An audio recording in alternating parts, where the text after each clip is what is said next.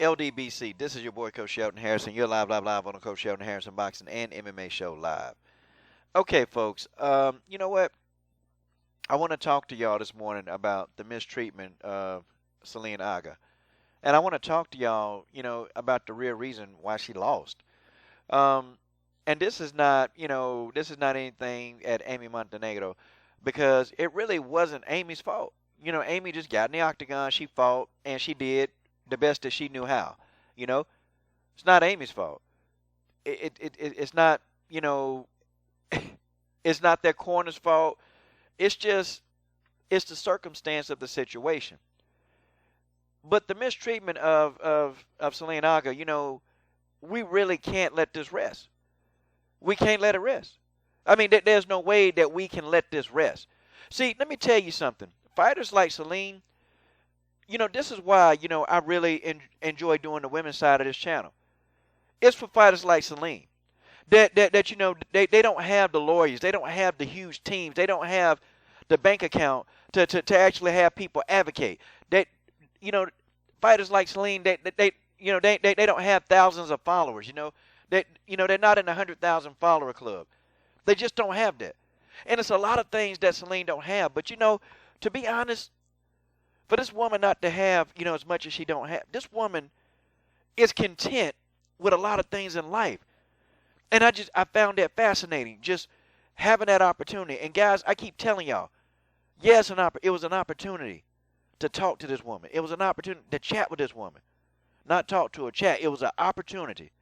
Because her mindset, I can see why she fights the way she does in the octagon. This woman has a never say die attitude. And Celine, she don't think she ever out of a fight. You can look at some fights of hers where, I'm thinking, man, she done lost.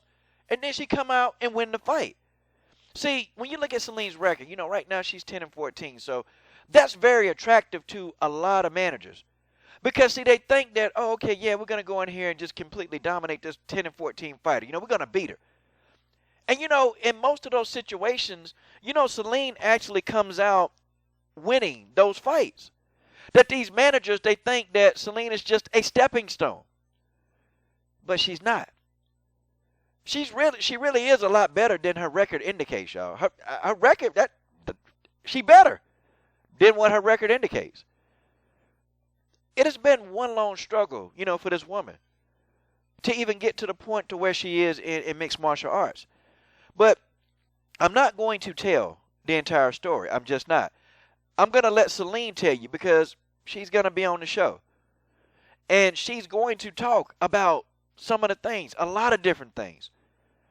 But see, the reason why when I do interviews on this show, you notice I ask the questions, but I just don't say a lot. Because I like for these women to talk about their background, their history, what motivates them, what drives them. See, I like it because it's exciting when they do certain things. And they talk about themselves. And that's what she's going to do. But I tell you what, though. You see, there's probably, a lot of politics to this. It's a lot of politics. See, again, you talk about the 10-14 fighter. And then you got the manager who stands to lose a lot because you have his up-and-coming fighter that's up-and-coming. And these managers, they want these wins. And so, okay, here's Celine Haga. Okay, 10-14 fighter, you put her in the ring. And she comes out, she does the impossible. Because, Amy Montenegro was outpointing Celine Haga the duration of the fight. And I actually had Amy winning a decision. I had Amy winning the fight. And then all of a sudden you get Celine Haga who comes up with this rear naked choke. And clearly, she was out before the bell. Clearly she was out. Now, I saw some comments on her Twitter timeline where you had, a couple of assholes basically saying, well, Celine, if we want to get technical, you tapped out in the first round. But if you clearly look, if you watch the fight, because see, some people that make comments, Celine, and I'm going to tell you this, some people that make comments online, these are people, what they do? They sit. They sit at home all day. They don't have an active lifestyle. They sit at home. They sit behind a keyboard. And I'm telling you this, Celine, because they sit behind a keyboard all day. And when they sit behind that keyboard, they feel empowered behind that keyboard. Because, see, they don't know anything else. See, they was the person that people stuffed in the locker at school. They was the person who people probably, kicked them in the ass all the time.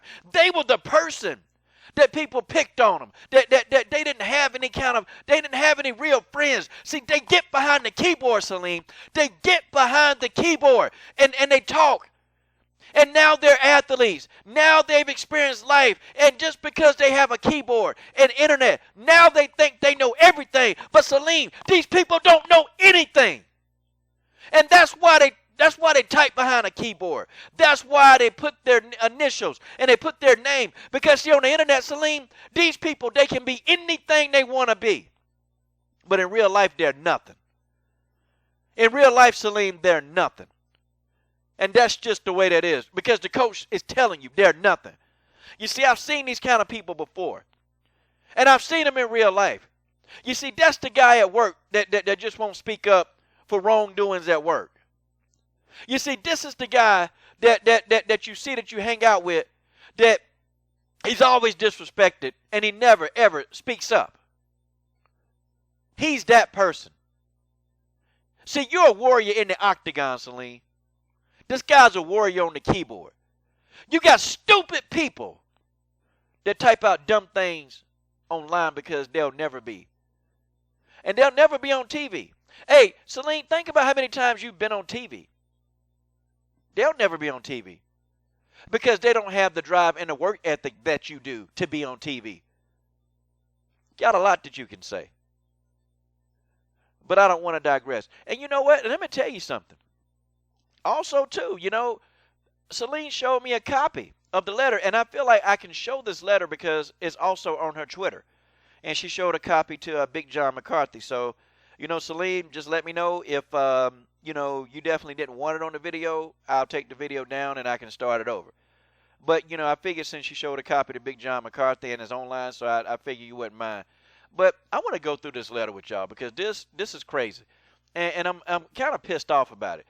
Okay, this is a letter from the department, okay, from the Division of Professional Registration, okay? It's a letter. And, they talk about this fight.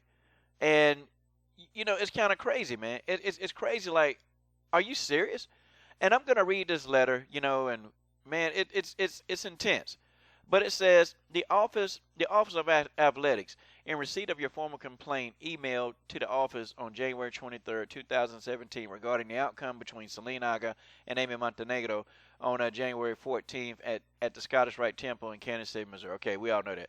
A video was reviewed of the original broadcast on the UFC Fight Pass, which was received from Invicta Fighting Championships, which included at least 2 different angles of the end of the fight.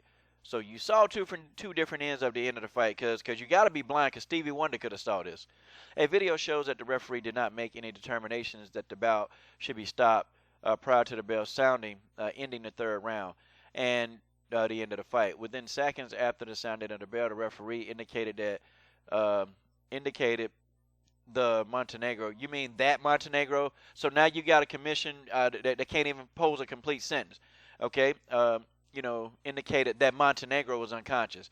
A determination was made by myself at the fight. So you were at the fight. Okay, would proceed to the scorecards since the referee made no determination about Amy Montenegro's ability to continue prior to the bell sounded. Well, let's see. You saw the video. Amy was not proceeding anywhere because Amy was asleep. Okay, and then they talk about the rules in this next statement. The referee is charged with, okay, now, so you're going to tell Celine Haga, okay, basically you're telling Celine what the referee's job is. Hello, she knows that.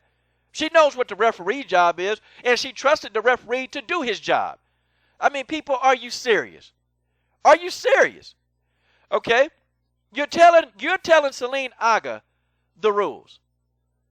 So the office has made and I'm going to the last line. The office has determined that the violation of the rules has occurred during the Haga versus Montenegro fight. Therefore, there will be no change in the decision. Okay, they determined that no violation of the rules. What you mean no violation? So you mean to say that this referee did not miss this call? Are you serious? That's the reason why she filed an appeal, because the referee didn't do his job. That's why. That's why she filed the appeal, because you people are supposed to look at the video and see that this girl was unconscious because the referee did a poor job. Why in the hell is she going to appeal and get you guys to understand that the referee didn't do his job if you guys are going to say that the referee... See, people, this is what I'm talking about. This is the kind of nonsense that I'm talking about. Why? Why? I mean, surely, I know Amy Montenegro's manager, because, they emailed him a copy of this. I mean, seriously. I mean, you got to be kidding me, man. See, here it is, man. I'm going to tell you why they wrote that. See, the referee, they know the referee. They know him because, you have to appoint these referees, and they probably old buddies. And you don't want your buddy to look like he was an incompetent idiot. That's what this is about. So instead of doing the right thing, instead of literally doing the right thing, okay, you guys at the Office of Registration, you guys are trying to save face. But I tell you, see, just like the coach called the California State Athletic Commission for Colleen Snyder, the coach is going to call. See, the coach is going to be making some phone calls because they need to explain. How did you determine that no violation of the rules? How did you determine this? Office of Registration, how you going to explain this? Montenegro was out. She was out. That's why she made an appeal. But Celine Haga is going to be on the show. And my friends, I want her to tell her story. Because the story of Celine Haga, okay, it really is a story that you just have to listen. You have to listen to every word, because what this woman has been through and how she's come out on top, it's really amazing. It's amazing, and that's all I can say. But shout out to Celine Haga. Definitely thank you, for just enlightening me on a lot of different aspects of the octagon life. I mean, just in general. You guys tell me what you think about this. This is your boy, Coach Shelton Harrison. I'm done. What are you waiting on? Subscribe to the best women's MMA platform on YouTube. Subscribe.